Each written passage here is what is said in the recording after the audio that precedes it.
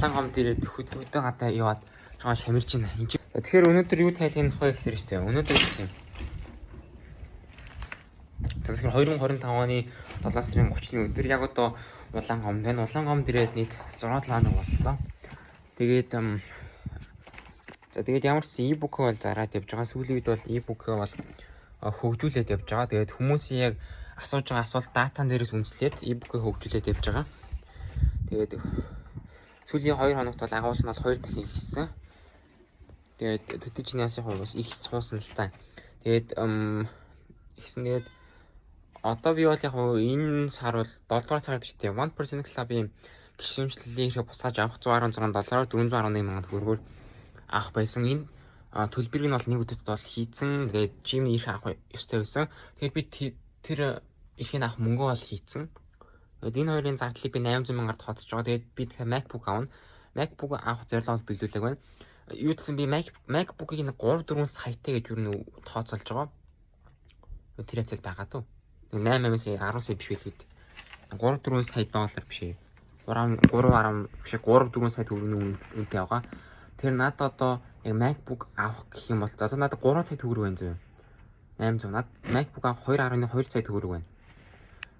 Яа, тэгээд одоо би удахгүй нэг 11 мянган төгрөг хийчих юм бол яг 3 сая төгрөг хийлээ. Тэгээд энэ сарын борлуулалт бол энэ 3 сая төгрөгтэй л дуусгана юм. Гэхдээ энэ бол маш том амжилт. Би өмнө нь 1 сая төгрөгийн борлуулалтыг 4 сар хийж би гаргасан шүү дээ. 4 сард 1 сая төгрөгийн борлуулалт. Тэгэл энэ сарын 200-300 мянган төгрөг. Тэгэл зардлын цэгийн 200-300 мянган төгрөгтэй ижлэх юм. Зардал нь орлоосоо даваад гарсан байдаг байхгүй. Тэгэхээр ямар ч ашиггүй өсөв. 1-р сар тийм байсан 2, 3, 4, 5, 6-р сар тийм байсан. Ингээд 7-р сарын борлуулалт 3 сая төгрөг, profit нь 3 сая төгрөг. Энэ ч бүр амар том ахиж байгаа ч тийм. Яг манай 1% Club-ийн хувьд бол энэ нэг амар их мөнгөнд юм биш. Гэхдээ миний хувьд өмнө 4 сард 1 сая төгрөг хийдэг байсан. Гэхдээ ямар ч ашиг хийдэггүй. Зүгээр зарлаа нөхөл болчтой байсан. Гэтэл одоо би энэ чинь 7-р сард бүхлөдөн 3 сая төгрөгийн борлуулалт гараад 3 сая төгрөгийн ашиг хийж гинэ гэдэг чинь энэ бол маш том амжилт байхгүй. Тийм байна.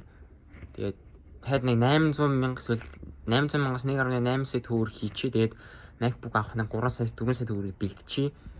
Тэгээд мэдгүй мөнгө хүрэх бол гээл аав нэмэлээд болохгүй бол зээл аваад басан да. Тэгсэн MacBook авнаа. MacBook авахгүй бол одоо энэ айд мэд явуулах чохныг юм хөрөг тал дээр чохон дутагдaltaй байна. Дээрээс нас энэ MacBook авнаа. Яа. Одоо ингээд байл. Тэгээд ийм байна. Тэгээд хөдөө ирсэн чинь